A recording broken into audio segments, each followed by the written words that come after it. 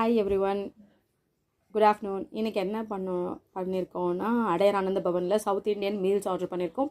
இந்த மீல்ஸோட ப்ரைஸ் வந்து பார்த்திங்கன்னா 220 rupees.